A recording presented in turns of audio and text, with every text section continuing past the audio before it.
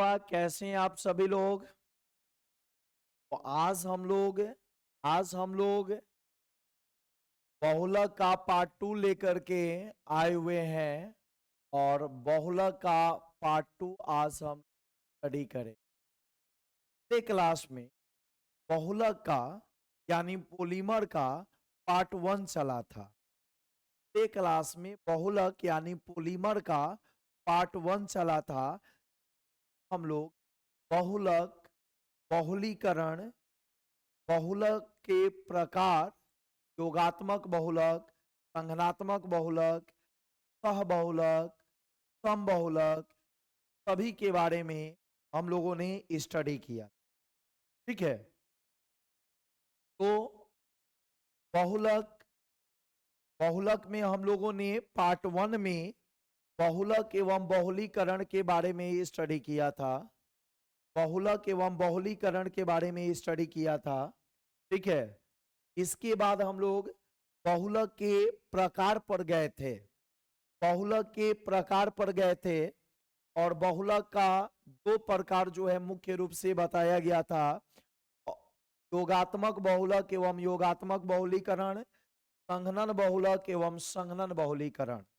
तो ये 2 प्रकार जो है बताया गया था। आप सभी लोग याद होगा, आप सभी लोग को addition polymer and addition polymerisation, condensation polymer and condensation polymerisation, ये सभी जो है पिछले क्लास में हुआ था। के बाद हम लोग पढ़े थे समबहुलक एवं समबहुलीकरण के बारे में। बताया गया था कि पॉली शब्द जिसमें लगा रहता है, पॉली शब्द जिसमें लगा रहता है उसे हम लोग सहबहुलक समबहुलक कहते हैं। और उसके बाद सहबहुलक में हम लोग पढ़े थे इसका एग्जाम्पल SBR बुरा एस रबर के बारे में हम लोग स्टडी किए थे। अब आ जाइए, आज हम लोग को जो पढ़ना है, आज हम लोग को जो स्टडी करना है वह है अंतराण्विक आकर्षण बल के आधार पर बहुलक के प्रकार। आज हम लोग का पार्ट 2 में स्टडी करना है बहुआ अंतराण्विक आकर्षण बल के आधार पर बहुलक के प्रकार। तो अंतराण्विक आकर्षण बल के आधार पर, अंतराण्विक आकर्षण बल का मतलब होता क्या है? अणु अणु के बीच में लगने वाला आकर्षण बल। अणु अणु के बीच में लगने वाले आकर्षण बल को अंतराण्विक आकर्षण बल कहते हैं। अणु अणु के बीच में लगने वाले आकर्षण बल को अंतराण्विक आकर्षण बल कहते हैं। तो अंतराण्विक आकर्षण बल के आधार पर बहुलक को जो है मुख्य रूप से 4 वर्गों में वर्गीकृत किया गया है। पहला नंबर है प्रत्यस्थ बहुलक, इसे हम लोग इंग्लिश में इलास्टोमर्स कहते हैं। ठीक है, उसके बाद सेकेंड नंबर है प्रत्यस्थ बहुलक के बाद सेकेंड नंबर है फाइबर बहुलक। सेकेंड नंबर है फाइबर बहुलक, ठीक है, जो कि रेशा बनाने का कार्य करता है। और थर्ड बहुलक है ताप सुघट्य बहुलक। ताप सुघट्य बहुलक थर्मोप्लास्टिक पॉलीमर, थर्मोप्लास्टिक पॉलीमर। और 4 नंबर है थर्मोसेटिंग बहुलक, ताप दृढ़ बहुलक। थर्मोसेटिंग बहुलक, ताप दृढ़ बहुलक। तो ये जो है 4 प्रकार के होते हैं। अंतराण्विक आकर्षण बल के आधार पर, अंतराण्विक आकर्षण बल के आधार पर बहुलक को जो है 4 भागों में बांटा गया है। तो अब आइए एक एक करके हम लोग जो है सबको एक्सप्लेन करते हैं। ये सबसे पहला जो है प्रत्यस्थ बहुलक। प्रत्यस्थ मतलब जिसे खींचा जा सके, ऐसे पकड़े या खींचे, ठीक है, तो ये प्रत्यस्थ बहुलक कहलाएगा। जैसे रबर, रबर जो होता है, रबर जो होता है इसे आप खींच सकते हैं, वह कैसा रबर होता है? प्रत्यस्थ बहुलक होता है। रबर कैसा बहुलक होता है? प्रत्यस्थ बहुलक होता है। ठीक है, प्रत्यस्थ बहुलक होता है। और प्रत्यस्थ मतलब इसके अणु अणु अणु के बीच में लगने वाला आकर्षण बल कमजोर होता है। प्रत्यस्थ बहुलक उसे कहते हैं इसके अणु अणु के बीच में लगने वाला आकर्षण बल क्या होगा? कमजोर होगा, और उसे पकड़ के आप क्या कीजिएगा? दीजिए। ठीक है, तो इसमें अणु अणु के बीच में लगने वाला तो अंतराणविक आकर्षण बल होता है या दुर्बल होता है? दुर्बल होता है। और ये रबर की तरह नकली ठोस पदार्थ होते हैं। ठीक है, नकली ठोस पदार्थ होते हैं, और इनमें खींचने वाला गुण पाया जाता है, प्रत्यस्थता गुण पाया जाता है, जिसके कारण खींचने पर ये फैल जाते हैं और छोड़ने पर सिकुड़ जाते हैं। खींचने पर फैल जाते हैं और छोड़ने पर सिकुड़ जाते हैं।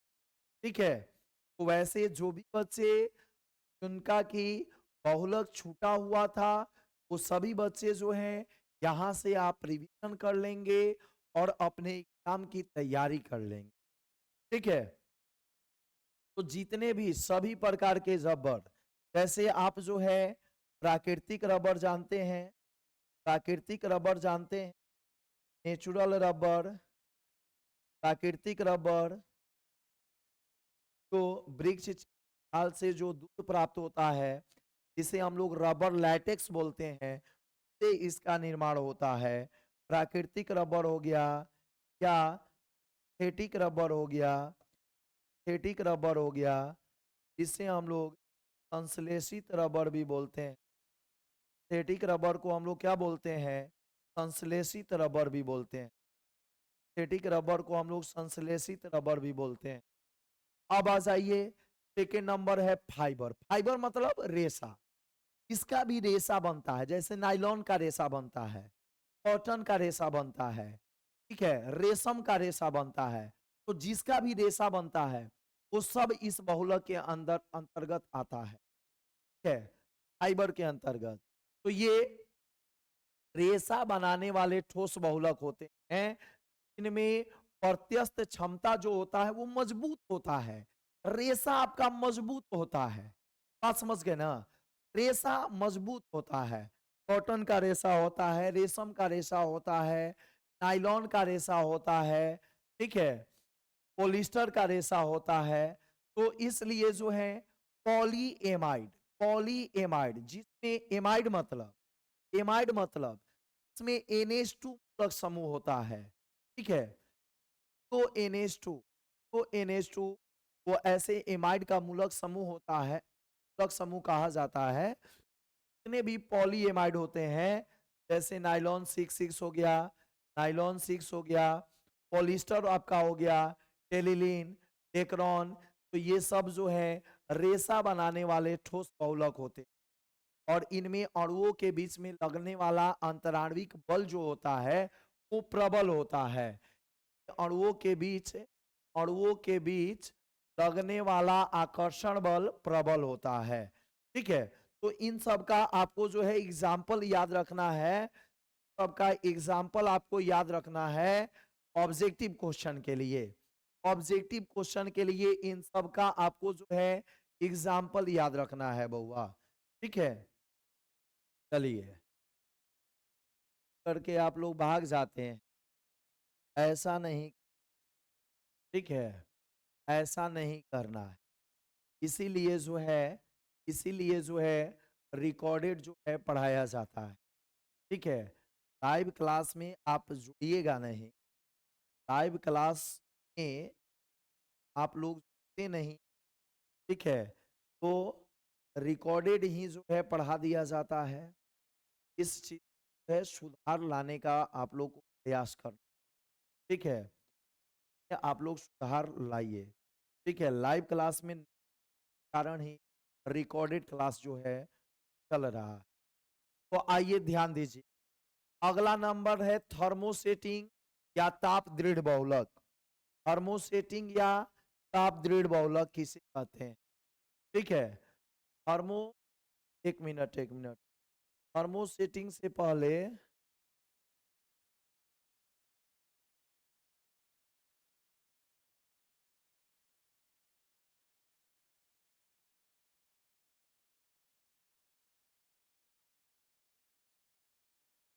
हिट हो गया लगता है।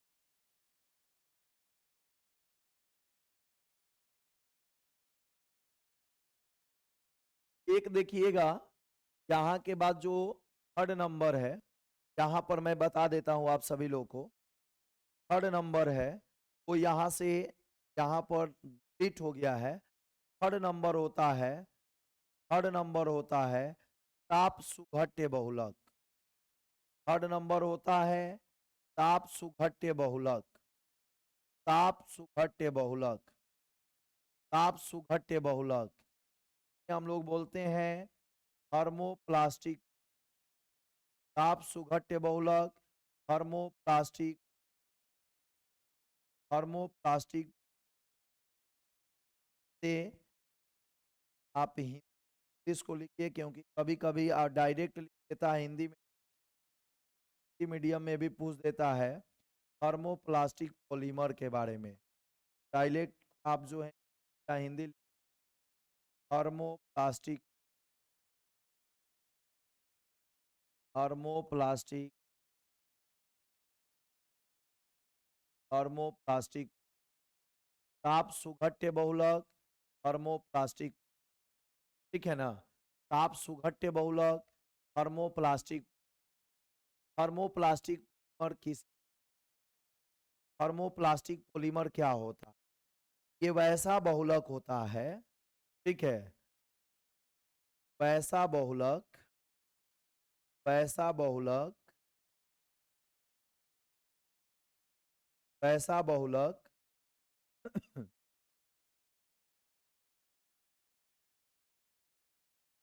को लंबी लंबी शाखित लंबी रैखिक श्रृंखला, लंबी रैखिक श्रृंखला,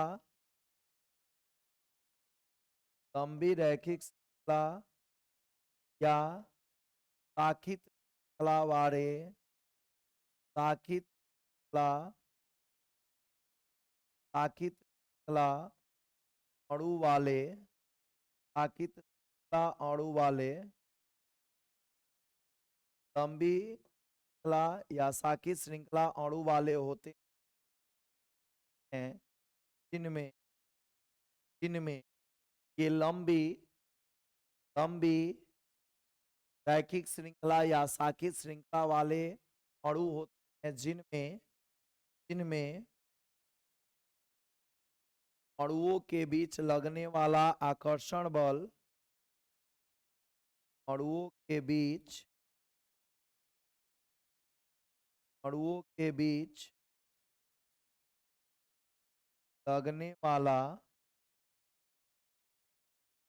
आकर्षण बल, अणुओं के बीच लगने वाला आकर्षण बल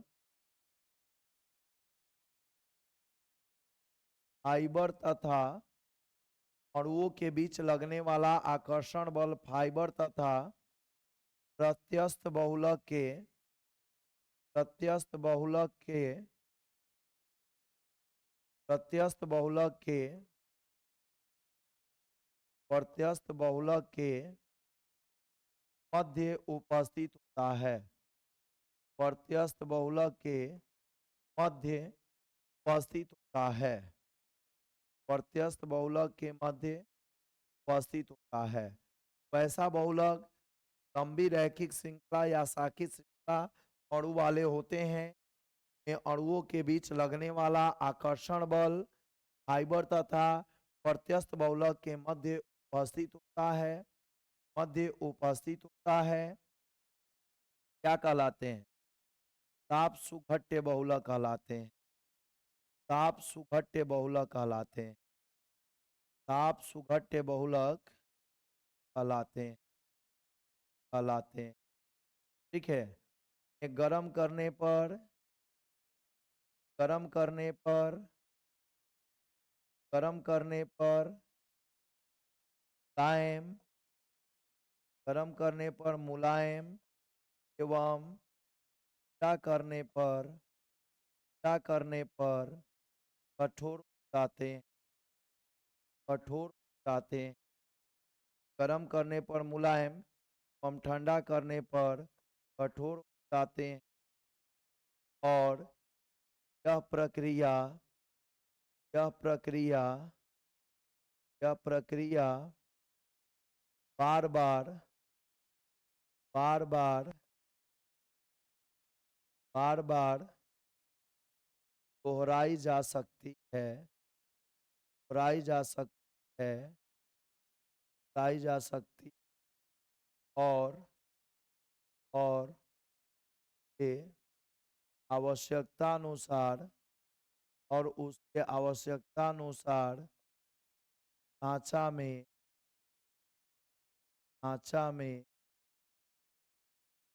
ढाला जा सकता है, ढाला जा सकता है। आवश्यकता अनुसार उसे ढांचा में ढाला जा सकता है। यह प्रक्रिया बार बार दोहराई जा सकती है और उसे आवश्यकता अनुसार सांचा में ढाला जा सकता है। ठीक है। और इसके एग्जाम्पल की अगर बात करें, का एग्जाम्पल हो जाएगा पॉलीथीन, पॉलीथीन इसका एग्जाम्पल हो जाएगा, पीवीसी हो जाएगा, पीसी हो जाएगा, पैन हो जाएगा, एफी हो जाएगा, एफी हो जाएगा। मतलब पॉली वाला इसका जो है एग्जाम्पल हो जाता, पॉली वाला इसका एग्जाम्पल हो जाता है। ठीक है। इसे हम लोग ताप सुघट्य या थर्मोप्लास्टिक बहुलक कहते हैं, ताप सुघट्य या थर्मोप्लास्टिक बहुलक कहते हैं। अगला नंबर है थर्मोसेटिंग बहुलक, थर्मोसेटिंग बहुलक या ताप दृढ़ बहुलक, थर्मोसेटिंग बहुलक या ताप दृढ़ बहुलक। Thermosetting polymer, thermosetting thermosetting polymer. ठीक है। थर्मोसेटिंग पॉलीमर क्या होते हैं, ध्यान दीजिएगा बउआ। थर्मोसेटिंग पॉलीमर जो है क्रॉस लिंक संरचना वाले भारी भरकम अणु होते, क्रॉस लिंक संरचना वाले भारी शाखाओं वाले अणु होते हैं। तो एक बार गर्म करने पर अत्यंत कठोर और अघुलनशील होते, ये क्रॉस लिंक संरचना। अब कहिएगा कि सर ये क्रॉस लिंक संरचना क्या होती है। देखिए ये जो है ये रैखिक संरचना है, ये रैखिक संरचना है और इसमें जो है ये वाला का है, ये वाला इससे का है, ये इससे का है। ये आपस में जब एक दूसरे से जुड़ा रहता है संरचना को हम बोलते हैं क्रॉस लिंक संरचना। इसी संरचना को क्या कहते हैं, क्रॉस लिंक संरचना बोलते हैं। संरचना को क्रॉस लिंक संरचना तब ये रैखिक संरचना आपस में एक दूसरे लिंकअप रहता है, क्रॉस लिंकअप रहता है, एक दूसरे से अंदर अंदर जुड़ा रहता है। इसी संरचना को क्रॉस लिंक संरचना कहते हैं, अंदर अंदर ही जुड़ा रहेगा। तो यही जो है क्रॉस लिंक संरचना कहलाएगा। ठीक है। बहुत लेट से आप लोग तो एक बार गर्म करने के पश्चात अब देखिए ये भारी भरकम शाखा वाले अणु होते हैं। जैसे आपने ताप सुघट्य बहुलक के बारे में देखा कि आप उसे बार बार गर्म कर सकते हैं, बार बार ठंडा कर सकते हैं और अपने आवश्यकता अनुसार जो है ढांचा में ढाल सकते हैं। तो यह उसमें होता है लेकिन इसमें नहीं होता है। ठीक है। इसमें नहीं होता है। एक बार गर्म करने के पश्चात इसे आवश्यकता अनुसार ढांचा में आप नहीं ढाल सकते, अर्थात पुनः उपयोग में नहीं लाया जा सकता है। इसका एग्जाम्पल क्या है, बेकेलाइट या फॉर्मल्डिहाइड रेजिन, बेकेलाइट या फॉर्मल्डिहाइड रेजिन्स का एग्जाम्पल होता है। अब बारी है हम लोगों का रबर का, रबर का बारी है बउआ, रबर के बारे में पढ़ना है। ठीक है। देखिए रबर को मुख्य रूप से जो है दो वर्गों में वर्गीकृत किया गया है। रबर को जो है वह मुख्य रूप से दो वर्गों में वर्गीकृत किया गया है। एक तो जो है प्राकृतिक रबर होता है, नेचुरल रबर, प्राकृतिक रबर यानी नेचुरल रबर। ठीक है। नेचुरल रबर क्या होता है, यह प्रत्यस्थ बहुलक होता है। अभी आपने देखा प्रत्यस्थ बहुलक जिसमें इलास्टोमर्स कहते हैं। तो प्रत्यस्थ बहुलक का एग्जाम्पल क्या था? रबर। तो रबर जो होता है वो प्रत्यस्थ बहुलक होता है। तो आइसोप्रीन, आइसोप्रीन इसका कॉमन नेम है और आईयूपीएसी नेम होता है 2 मिथाइल 1,3 ब्यूटाडाइन। आईयूपीएसी नेम क्या होता है? मिथाइल 1,3 ब्यूटाडाइन का बहुलक होता है और यह रबर रबर लैटेक्स से तैयार किया जाता है। रबर लैटेक्स से तैयार किया जाता है। देखिए 2 मिथाइल 1,3 ब्यूटाडाइन का स्ट्रक्चर देख लीजिए। ब्यूटाडाइन है। ब्यूटाडाइन का मतलब क्या हो गया? ब्यूट प्लस डाइन। ब्यूट मतलब कार्बन कैगो? 4 गो। ब्यूट मतलब कार्बन कैगो? 4 गो। और डाइन, डाइन मतलब डाई प्लस इन। डाइन मतलब डाई प्लस इन। डाई मतलब 2 गो और इन मतलब डबल बॉन्ड। डाई मतलब 2 गो और इन मतलब डबल बॉन्ड। ठीक है, डाई प्लस इन। अब आ जाइए, यहां पर कैसा बॉन्ड होगा? Single bond. अब हाइड्रोजन लगाइए, यहां पर जो है हाइड्रोजन लगेगा। अब हाँ, एक चीज और देख लीजिए, हाइड्रोजन लगाने से पहले यहाँ पर जो है 2 पर मेथिल है, तो 2 पर मेथिल लगा दीजिए। किसी को भी मान लीजिए, आप इधर से भी 1 2 ले सकते हैं या इधर से भी 1 2 ले सकते हैं। 1 2 पर आप जो है मेथिल लगा दीजिए, 2 पर मेथिल लगा दीजिए। अब हाइड्रोजन लगाइए, यहाँ पर कै गो हाइड्रोजन लगेगा? 1 3 1 4। ठीक है, इसका जो है 4 गो बॉन्ड पूरा है। यहाँ पर कै गो हाइड्रोजन? 2 गो है, तो 2 गो हाइड्रोजन। ठीक है, यही होता है 2 मिथाइल 1,3 ब्यूटाडाइन का संरचना। मिथाइल 1,3 ब्यूटाडाइन गिन लो। 1 2 ऊपर मिथाइल है, पर मिथाइल है और 1 पर और 3, 1 2 1 पर और 3 पर डबल बॉन्ड है। 1 पर और 3 पर क्या है? डबल बॉन्ड है। तो 2 मिथाइल 1,3 ब्यूटाडाइन का यही संरचना है, यही संरचना है। तो प्राकृतिक रबर जो होता है वह बहुत ही नॉर्मल होता है। इसलिए इसको जो है थोड़ा सा उपयोगी सामग्री को बनाने के लिए थोड़ा सा इसको वल्कनीकृत किया जाता है। ठीक है, तो थोड़ा सा उपयोगी सामग्री बनाने के लिए वल्कनीकृत किया जाता है, वल्केनाइज किया जाता है। तो यह जो है आप लोगों का ये जो है बोर्ड मॉडल है, रबर का वल्कनीकरण जो है ये बोर्ड मॉडल है। एग्जाम में पूछता है रबर के वल्कनीकरण से आप क्या समझते हैं? रबर के वल्कनीकरण की व्याख्या करें या रबर के वल्कनीकरण से आप क्या समझते हैं? ठीक है, कह रहा है कि प्राकृतिक रबर जो है वो उच्च ताप पर मुलायम होता है, सबकी ताप पर भंगुर होता है। ठीक है, यहाँ पर आप जो है भंगुर लिख लीजिए। भंगुर होता है, ब्रिटल होता है, भंगुर प्रकृति का होता है। ठीक है, और इसमें पानी अवशोषण गुण एवं ऑक्सीकारक पदार्थ के प्रति क्रियाशीलता अधिक होती है। सभी भौतिक को बढ़ाने के लिए रबर को रबर को सल्फर के साथ मिश्रित कर 173 केल्विन से रबर के साथ मिश्रित कर 173 केल्विन से 415 केल्विन पर गर्म किया जाता है। 373 केल्विन से 415 केल्विन पर गर्म किया जाता है।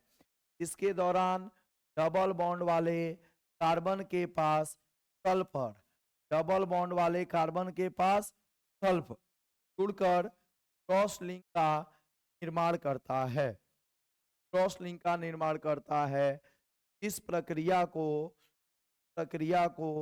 रबर का वल्कनीकरण कहा जाता है और इस प्रकार प्राप्त रबर को वल्कनीकृत रबर कहा जाता है। इस वल्कनीकृत रबर का उपयोग अनेक उपयोगी सामग्री जैसे टायर, ट्यूब, खिलौने बनाने में किया जाता है। टायर, ट्यूब, खिलौना बनाने में किया जाता है। ठीक है। इस वल्कनीकृत रबर का उपयोग जो है टायर, ट्यूब, खिलौना बनाने में किया जाता है। आप देखिए होता क्या है, इस प्रकार से जो है इसमें इस वल्कनीकरण हो जाता है। इस प्रकार से है वल्कनीकरण हो जाता है। ध्यान दीजिए कैसे हो। जैसे मान लीजिए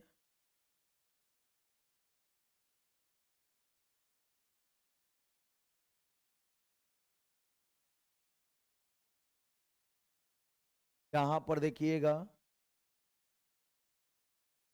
ये जो है कार्बन हो गया डबल बॉन्ड वाला, डबल बॉन्ड वाला हो गया, इधर बॉन्ड है। यहाँ पर जो है बॉन्ड हुआ पर सी लगा हुआ है, पर सी लगा हुआ है यहाँ पे,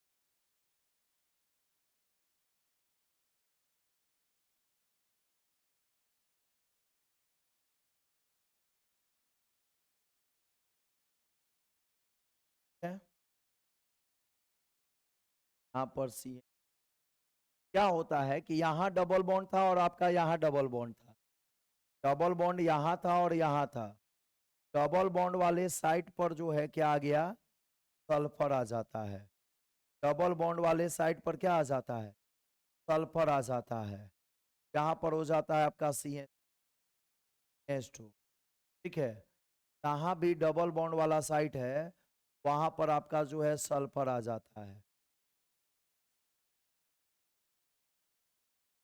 ठीक है। इस प्रकार से जो है वो सल्फर जो है वो जुड़ जाता है। इस प्रकार से जो है वो सल्फर आपका जुड़ जाता है। तो इस बोला जाता है सल्फर का क्रॉस लिंक, बोला जाता है सल्फर का क्रॉस लिंक। ये जो बीच बीच में सल्फर जुड़ जाता है, ये जो बीच बीच सल्फर जुड़ जाता है, सल्फर सल्फर क्रॉस लिंक कहा जाता है। सल्फर का क्रॉस लिंक कहा जाता है। और यही है आपका वल्कनी वल्कनी रबर, यही है आपका वल्कनिक। ठीक है।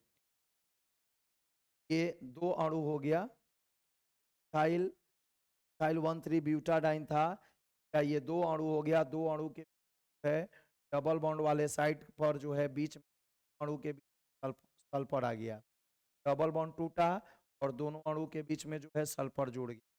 ये देखिए यहाँ पर आपका जो है डबल बॉन्ड वाला है, यहाँ पर देख लीजिए डबल बॉन्ड है, ये डबल बॉन्ड है, ये डबल बॉन्ड टूटा और दोनों अणु के बीच में क्या जुड़ जाता है, सल्फर। अणु डबल बॉन्ड वाले के इस प्रकार का दो गो अणु लिए, ये जो डबल बॉन्ड वाला कार्बन है यहाँ पर सल्फर जुड़ गया। अणु के बीच में हम जो है सल्फर को क्या कर दिया, वल्कनीकृत रबर का क्या कहा जाता है, वल्कनिक रबर कहा।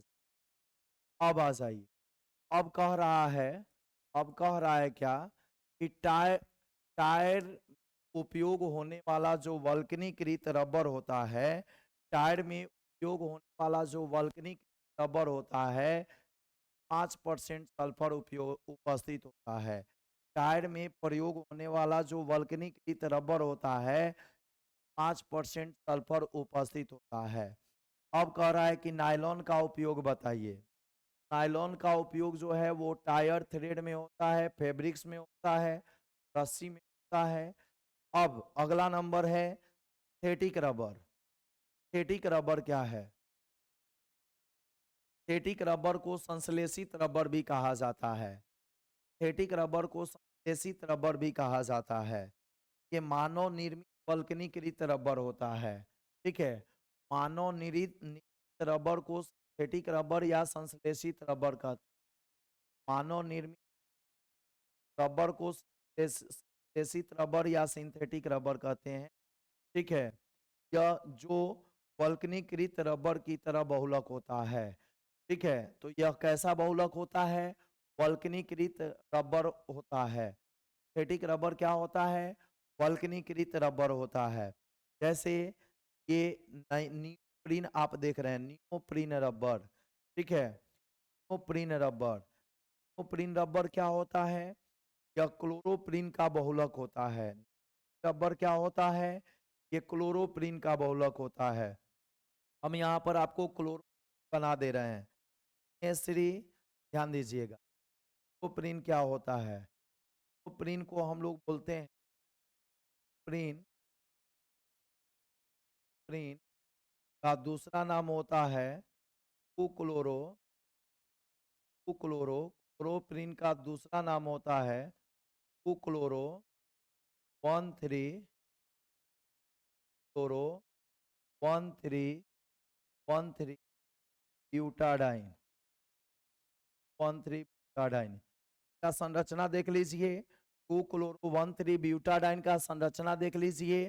ब्यूटाडाइन है, ब्यूटाडाइन है, 4 कार्बन होगा, 1 2 3 और 4 कार्बन होगा। ठीक है ना, दो पर क्या लगा देंगे? Cl।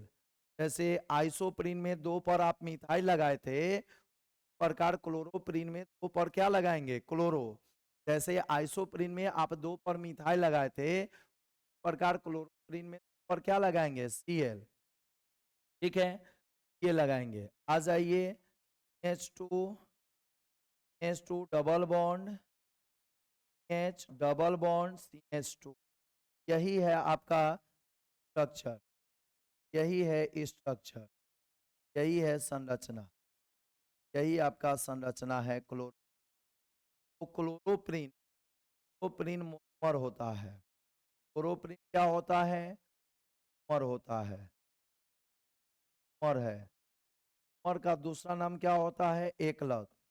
ठीक है, तो नियोप्रीन होता है वो क्लोरोप्रीन का बहुलक होता है। नियोप्रीन जो होता है वो क्लोरोप्रीन का बहुलक होता है। अगला नंबर, दूसरा नंबर, सिंथेटिक रबर का 2 एग्जाम्पल, एक नियोप्रीन और दूसरा पूना एन रबर। एक नियोप्रीन और दूसरा Buna N rubber, Buna N rubber. तो बुना एन रबर का मोनोमर क्या होता है? पूना एन रबर का मोनोमर होता है 13 ब्यूटाडाइन एवं एक्राइल नाइट्राइल। देख लीजिए, ब्यूटाडाइन 13 ब्यूटाडाइन क्या है? H2 double bond C, double bond CH2। ठीक है, यही है आपका 13 ब्यूटाडाइन, 13 ब्यूटाडाइन यही है बउआ, यही है आपका 13 ब्यूटाडाइन। कहिएगा कैसे? नंबरिंग कर लीजिए। 1 3, डबल बॉन्ड कहाँ है? 1 पर और 3 पर, तो 1,3, 4 गो कार्बन है तो ब्यूट, तो डबल बॉन्ड है तो डाई, और डबल बॉन्ड के लिए प्रत्यय क्या लगाते हैं? E, तो 13 ब्यूटाडाइन का नाम हो गया 13 ब्यूटाडाइन, 13 ब्यूटाडाइन इसका नाम हो गया। सेकेंड नंबर, सेकेंड नंबर इसका मोनोमर क्या है? सेकेंड नंबर इसका मोनोमर है H2 double bond C, double bond C को हम लोग बोलते हैं एक्राइल नाइट्राइल, को हम लोग क्या बोलते हैं? एक्राइल नाइट्राइल, शॉर्टकट में बोलते हैं AN। तो CH2 डबल बॉन्ड CN, इस C को आप नीचे में बॉन्ड बना करके लिखिए या ऊपर में बॉन्ड बना करके। ठीक है, दो तरफ से आप लिख सकते, तरफ से आप लिख सकते हैं। ठीक है, ये बुना एन रबर का मोनोमर हो गया। संरचना से आपको मतलब नहीं है, बस संरचना इसी प्रकार जो है मैंने आपको जो है समझने के लिए बता दिया है। ठीक है ना, नाम को समझने के लिए मैंने बता दिया है। आपको एग्जाम में जो है, आपके एग्जाम में आपके एग्जाम में जो है वो बस केवल मोनोमर का नाम पूछेगा। आपके एग्जाम में बस मोनोमर का नाम पूछेगा। संरचना मैंने समझने के लिए बता दिया है। अगला नंबर आ जाइएगा, जैव निम्नीकरणीय बहुलक, बायोडिग्रेडेबल पॉलीमर। जैव निम्नीकरणीय बहुलक क्या है? बायोडिग्रेडेबल पॉलीमर क्या है? बायोडिग्रेडेबल पॉलीमर क्या है बउआ? तो आइए ध्यान दीजिएगा। जैव निम्नीकरणीय, निम्नीकरणीय मतलब क्या? क्षय हो सके प्रकृति। ठीक है, करणीय का मतलब होता है प्रकृति में का क्षय हो सके। तो आज के डेट में बहुत सारे ऐसे बहुलक हैं जिनके अपशिष्ट पदार्थ प्रकृति में स्वतः सड़ते गलते नहीं हैं। आज के डेट में बहुत से ऐसे ऐसे बहुलक हैं जिनके अपशिष्ट पदार्थ प्रकृति में सड़ते गलते नहीं हैं और वे प्रदूषण का कारक बनते हैं, पर्यावरण को प्रदूषित करने का कार्य करते हैं। जैसे मान लीजिए हम लोग पॉलीथीन में कोई सामान खरीद करके ले आते हैं और उस पॉलीथीन को हम लोग फेंक देते हैं। तो पॉलीथीन जो है सड़ता गलता नहीं है आसानी से। ठीक है, पॉलीथीन जो है वो सड़ता गलता नहीं है। इसी प्रकार कुछ फाइबर की सामग्री होती है जाती है, जैसे टेबल है, कुर्सी है, ये सब टूट गया, वो जो है कबाड़ा बन गया, उसको लोग फेंक दिया, सड़ता गलता नहीं है और वो प्रदूषण का कारक बनता है। तो ऐसे ऐसी समस्याओं से निजात पाने के लिए, ऐसी समस्याओं से निजात पाने के लिए वैज्ञानिकों ने एक ऐसे बहुलक को विकसित किया। वैज्ञानिकों ने एक ऐसे बहुलक को विकसित किया इसका अपशिष्ट पदार्थ प्रकृति में आसानी से सड़ गल सके। ठीक है, बस देखिए जी क्या रहा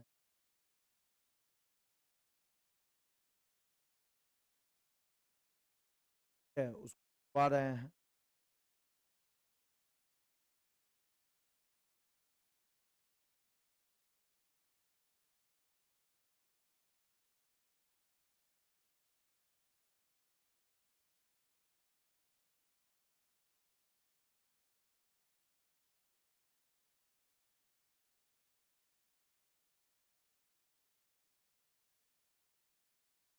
ठीक है, तो वैज्ञानिकों ने एक ऐसे बहुलक को विकसित किया जिसका कि अपशिष्ट पदार्थ प्रकृति में आसानी से सड़ गल सके और वैसे बहुलक को जैव निम्नीकरणीय बहुलक कहा गया।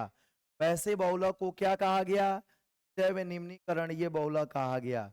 जैसे एचबीबी हो गया, एचबीबी हो गया। ठीक है, इसके दो मोनोमर होते हैं, इसके निम्नलिखित दो मोनोमर हैं, इसके निम्नलिखित दो मोनोमर हैं। ठीक है, ये निम्नलिखित दो मोनोमर हैं। कौन कौन? कौन कौन है बउआ दो मोनोमर? मोनोमर का नाम याद रखिएगा। पहला नंबर है, पहला नंबर है 3 हाइड्रोक्सी ब्यूटेनोइक अम्ल। पहला नंबर है 3 हाइड्रोक्सी ब्यूटेनोइक अम्ल, 3 हाइड्रोक्सी ब्यूटेनोइक अम्ल। और दूसरा नंबर है 3 हाइड्रोक्सी पेंटेनोइक अम्ल। दूसरा नंबर है 3 हाइड्रोक्सी पेंटेनोइक अम्ल, 3 हाइड्रोक्सी ब्यूटेनोइक अम्ल और 3 हाइड्रोक्सी पेंटेनोइक अम्ल। ये पीएचबीवी का मोनोमर है और बी का पूरा नाम होता है poly poly beta hydroxy poly beta hydroxy butyrate, poly beta hydroxy butyrate सह सह बीटा हाइड्रोक्सी बेलेरेट, सह beta hydroxy valerate, poly beta hydroxy butyrate सह बीटा हाइड्रोक्सी बेलेरेट, सह बीटा हाइड्रोक्सी बेलेरेट। ठीक है, तो यह जो है पहला हो गया एग्जाम्पल। दूसरा एग्जाम्पल होता है नाइलॉन टू नाइलॉन से, नाइलॉन टू नाइलॉन से। दूसरा जो है जैव निम्नीकरण ये बहुलक होता है। पहला होता है एचबीवी, पहला होता है एचबीवी और दूसरा होता है नाइलॉन टू नाइलॉन सी, ये दूसरा मोनोमर है। दूसरा पीएचबीवी का ये एग्जाम्पल है, एचबीवी का ये एग्जाम्पल है, ठीक है, पीएचबीवी का ये एग्जाम्पल है। अब आ जाइए बउआ अगला, अब आ जाइएगा। अब क्वेश्चन कह रहा है, क्वेश्चन कह रहा है देखने के लिए, ठीक है, कह रहा है कि बेकेलाइट, बेकेलाइट के बारे में बताइए। भाई बेकेलाइट पर संक्षिप्त टिप्पणी लिखिए, ठीक है ना। तो बेकेलाइट क्या होता है? तो बेकेलाइट एक प्रकार का ताप दृढ़ बहुलक है। बेकेलाइट जो है एक प्रकार का क्या है? ताप दृढ़ बहुलक है। बेकेलाइट एक प्रकार का क्या है? ताप दृढ़ बहुलक है, संघनन बहुलक भी है, ठीक है ना। यह जो है देखिए संघनन से बनता है, संघनन से बनता है, अतः आप इसे क्या बोल सकते हैं? अतः बेकेलाइट को हम लोग संघनन बहुलक भी बोलते हैं। अतः बेकेलाइट एक संघनन बहुलक है। बेकेलाइट एक ऐसा बहुलक है, संघनन बहुलक है, ठीक है ना। तो देखिए बेकेलाइट के लिए जो है दोनों ऑप्शन सही हो सकता है। बेकेलाइट के लिए जो है ऑब्जेक्टिव में आपका दोनों ऑप्शन सही हो सकता है, संघनन बहुलक भी और ताप दृढ़ बहुलक भी। अब आपको ये देखना होगा कि आप में कौन सा जो है ऑप्शन दिया गया है, ठीक है, कौन सा ऑप्शन दिया गया है, और वह जो है आपको जो है देख करके और तब जो है टिक करना है, ठीक है। तो बेकेलाइट एक क्या है? संघनन बहुलक है। बेकेलाइट एक संघनन बहुलक भी है और ताप दृढ़ बहुलक भी है, ठीक है। बेकेलाइट एक संघनन बहुलक भी है और यह एक ताप दृढ़ बहुलक भी है। कोई दिक्कत? चलिए अब हम लोग आगे बढ़ते हैं, आगे बढ़ते हैं बउआ। तो ये जो है आपको कितना मार्क्स का आएगा? 5 का आएगा। क्या आप दे सकते हैं? ये क्वेश्चन जो है, ये क्वेश्चन जो है 2022 में जो है पूछा गया क्वेश्चन है, 2022 में पूछा गया क्वेश्चन है। अगला नंबर क्वेश्चन है कि बेकेलाइट तथा पीवीसी बनाने के लिए कौन से प्रारंभिक रसायन प्रयुक्त होते हैं, ठीक है ना। बेकेलाइट तथा पीवीसी बनाने के लिए कौन से रसायन प्रयुक्त होते हैं? तो आइए समझिएगा इसका आंसर जो है, आंसर जो है इसका देखिए बउआ कि बेकेलाइट बनाने के लिए सबसे पहला बेकेलाइट के लिए प्रयुक्त रसायन, बेकेलाइट बनाने के लिए प्रयुक्त रसायन, बेकेलाइट बनाने के लिए प्रयुक्त रसायन क्या है बउआ? प्रयुक्त रसायन कोई बताएगा जी? प्रयुक्त रसायन क्या है? तो प्रयुक्त रसायन है फिनॉल, फिनॉल, फिनॉल एवं फॉर्मल्डिहाइड, फिनॉल एवं फॉर्मल्डिहाइड, फिनॉल एवं फॉर्मल्डिहाइड, ठीक है ना, फॉर्मल्डिहाइड, फिनॉल एवं फॉर्मल्डिहाइड, ठीक है। तो बेकेलाइट बनाने के लिए प्रयुक्त रसायन है फिनॉल एवं फॉर्मल्डिहाइड। पीवीसी, पीवीसी बनाने के लिए, पीवीसी बनाने के लिए प्रयुक्त रसायन है, पीवीसी बनाने के लिए प्रयुक्त रसायन है, प्रयुक्त रसायन है। तो पी हटा दीजिए, पीवीसी का रसायन आपको पता करना है बउआ, तो इसमें से पी को हटा दीजिए, को हटा दीजिए, क्या बचा? बीसी। प्रयुक्त रसायन है विनाइल क्लोराइड, प्रयुक्त रसायन क्या है? विनाइल क्लोराइड, विनाइल क्लोराइड है। और विनाइल क्लोराइड को शॉर्टकट में हम लोग किससे सूचित करते हैं? वीसी से। विनाइल क्लोराइड को शॉर्टकट में हम लोग किससे सूचित करते हैं? वीसी से। तो पीवीसी बनाने के लिए प्रयुक्त रसायन है विनाइल क्लोराइड, वीसी, ठीक है, वीसी है।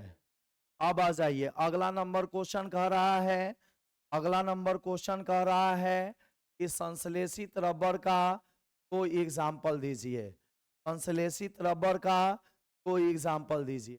देखिए यहाँ पर संश्लेषित रबर का दो एग्जाम्पल है, नियोप्रीन रबर, संश्लेषित रबर का दो एग्जाम्पल है, क्या है, नियोप्रीन रबर, नियोप्रीन रबर, और दूसरा नंबर क्या है, एन रबर, नियोप्रीन रबर, और दूसरा नंबर क्या है, एन रबर, है ना जी।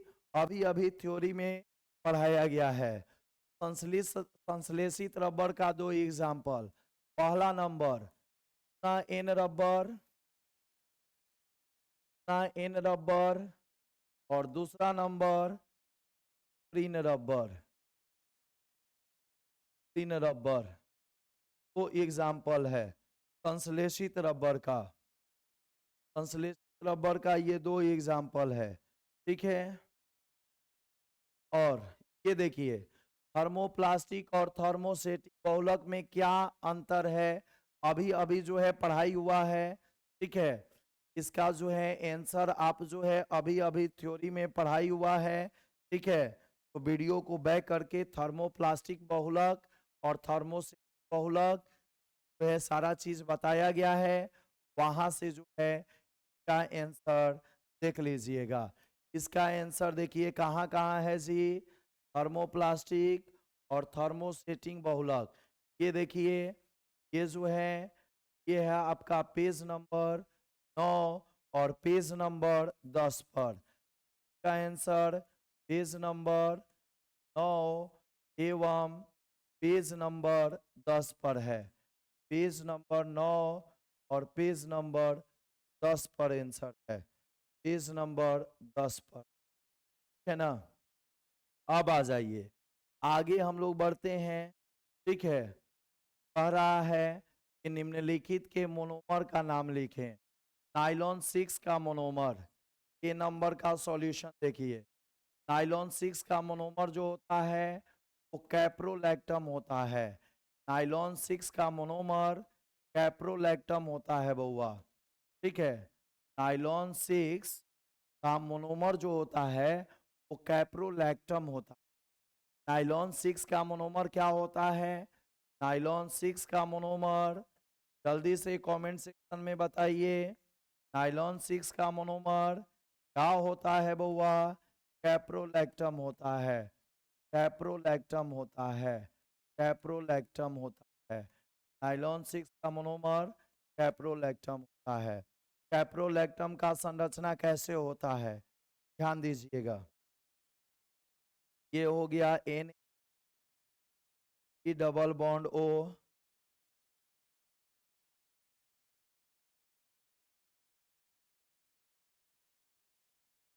एक दो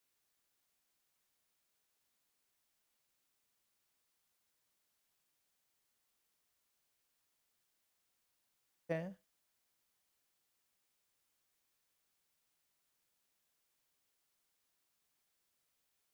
4 1 5,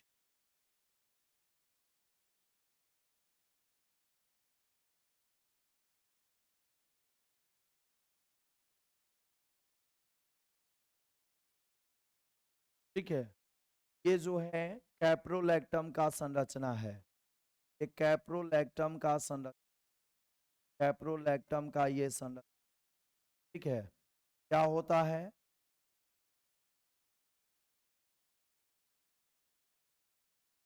ये कैप्रोलैक्टम का संरचना, ठीक है ना, यही संरचना कैप्रोलैक्टम का होता है। अब आ जाइए B number, B number solution देखिए, बी नंबर सॉल्यूशन, ना एस रबर, ना एस रबर का पढ़ाया गया है, ना एस रबर, ना एस रबर के मर, ना एस रबर के मर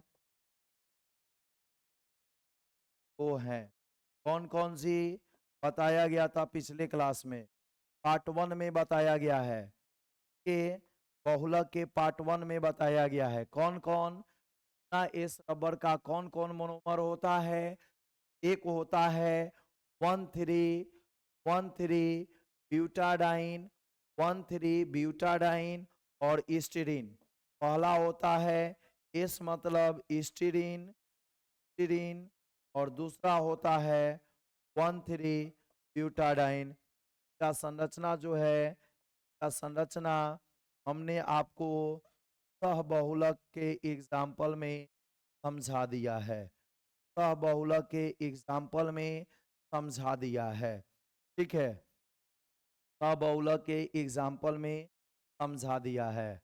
अगला नंबर क्वेश्चन है, ठीक है, कि सिंथेटिक रबर और संघनन बहुलक का एग्जाम्पल दे। सिंथेटिक रबर का एग्जाम्पल अभी अभी आपने देखा। सिंथेटिक रबर क्या होता है?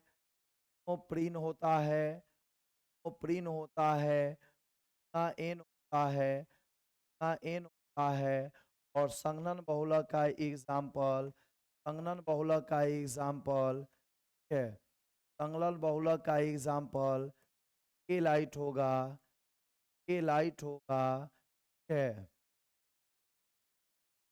के लाइट होगा। के बाद नाइलॉन 6 होगा, नाइलॉन 6 का। ये सब जो होता है संघनन बहुलक का एग्जाम्पल होता है। ठीक है, बहुलीकरण पद को परिभाषित करें। ये 5 मार्क्स का क्वेश्चन है। बहुलीकरण पद को परिभाषित करें, ये 5 मार्क्स का क्वेश्चन है। और इसका आंसर जो है, इसका आंसर आपका कहाँ है? पेज नंबर 1 पर।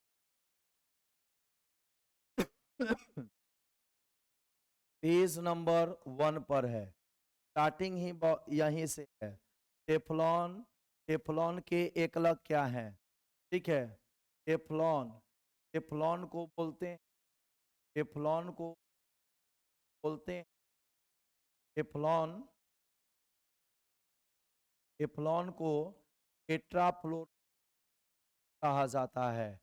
टेफ्लॉन को टेट्राफ्लोरो कहा जाता है, टेट्राफ्लोरो कहा जाता है, टेट्राफ्लोरो कहा जाता है। और ये पॉलीटेट्राफ्लोरोइथीन कहा जाता है। टेफ्लॉन को जो है वो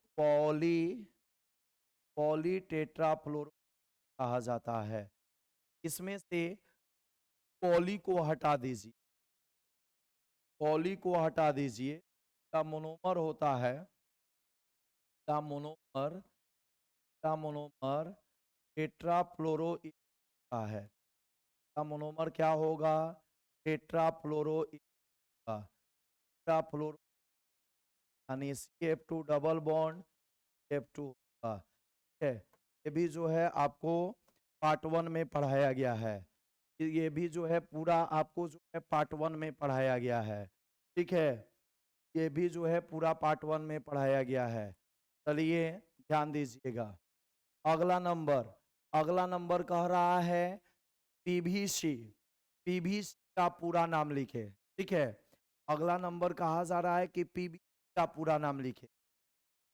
का पूरा नाम होता है पॉलीविनाइल क्लोराइड। सी का पूरा नाम क्या होता है? Polyvinyl chloride.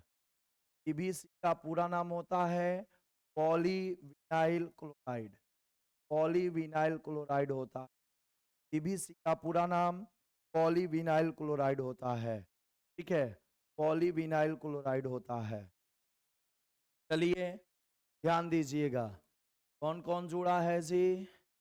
ध्यान दो। बहुलक एवं बहुलीकरण का एक बार पीछे वाला रिवीजन कीजिए। बहुलक एवं बहुलीकरण का एग्जाम्पल क्या क्या है? कौन कौन सा बहुलक एग्जाम्पल में लिखो होगा जी? सारे बहुलक इसमें एग्जाम्पल में होंगे।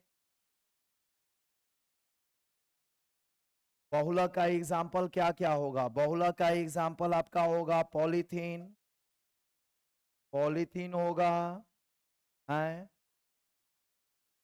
पॉलीविनाइल क्लोराइड होगा, पॉलीविनाइल क्लोराइड होगा, हम लोग पीवीसी बोलते हैं, पीवीसी बोलते हैं। पॉली एक्राइल नाइट्राइल होगा, पॉली एक्राइल नाइट्राइल होगा, पॉली एक्राइल नाइट्राइल होगा। हम लोग पैन बोलते हैं, ठीक है। टेफ्लॉन होगा, टेफ्लॉन होगा, बेकेलाइट होगा, बेकेलाइट होगा, नायलॉन 66 होगा, नायलॉन 66 होगा, ठीक है। ये जो है बहुलक का एग्जाम्पल है, ये बहुलक का एग्जाम्पल है। अब योगात्मक बहुलक का एग्जाम्पल बोलो, योगात्मक बहुलक का एग्जाम्पल। सब polythene, polythene, PVC, pan, PTFE, यानी टेफ्लॉन, ये सब जो है योगात्मक बहुलक का एग्जाम्पल है। ये सब का सब किसका एग्जाम्पल है? योगात्मक बहुलक का एग्जाम्पल है। ये सब का सब योगात्मक बहुलक का एग्जाम्पल है। ये पिछले क्लास का रिवीजन है। संघनन बहुलक का एग्जाम्पल बोलो, संघनन बहुलक का एग्जाम्पल बोलो। संघनन बहुलक का एग्जाम्पल होता है नायलॉन 66, नायलॉन 66, ठीक है। के बाद नायलॉन 6, नायलॉन 66, नायलॉन 6 के बाद बेकेलाइट, बेकेलाइट, ये सब जो है संघनन बहुलक के एग्जाम्पल हैं, ठीक है। संघनन बहुलक में छोटा छोटा अणु जो होता है, जैसे H2O हो गया, NH3 हो गया, HCl हो गया, ठीक है, मिथनॉल हो गया, ये सब जो है मुक्त होता है। समबहुलक का एग्जाम्पल बोलिए, तो पॉली वाला जितना भी होता है, पॉली नाम वाला जितना भी होता है, पॉलीथीन, पॉलीथीन हो गया आपका, पॉलीविनाइल क्लोराइड हो गया, पॉली एक्राइल नाइट्राइल हो गया, पॉली टेट्राफ्लोरो हो गया, पॉली वाला होता है, सब इसका एग्जाम्पल होता है, ठीक है। सहबहुलक का अभी अभी हमने बताया है SBr, SBr क्या होता है? स्टीरीन, ब्यूटाडाइन, ब्यूटाडाइन, रबर, तीन ब्यूटाडाइन, रबर, ब्यूटाडाइन, रबर होता है, ठीक है। ये सहबहुलक का एग्जाम्पल होता है, ये सहबहुलक का एग्जाम्पल होता है। ये सब था, इसको आप लोग कंप्लीट कर लीजिए, ठीक है। कंप्लीट कर लीजिए, और तब जो है इसका अब ऑब्जेक्टिव क्लास आपको जो मिलेगा कल, कल इसका हम लोग ऑब्जेक्टिव करेंगे। तो पार्ट 1 और पार्ट 2 चला बहुलक चैप्टर का, ये पार्ट 1 पार्ट 2 जो आप कंप्लीट जल्दी से कंप्लीट करें, और फिर हम लोग तुरंत मिलते हैं ऑब्जेक्टिव क्लास के साथ में। तब तक के लिए दीजिए इजाजत, और पुनः हम लोग ऑब्जेक्टिव से, और आप सभी लोग रिवीजन करके तैयार रहिएगा, ठीक है। और लाइव क्लास में देने का प्रयास कीजिएगा, तो आपको जो है पूर्ण ऑडिट क्लास ही मिलेगा, ठीक है। चलिए, ओके।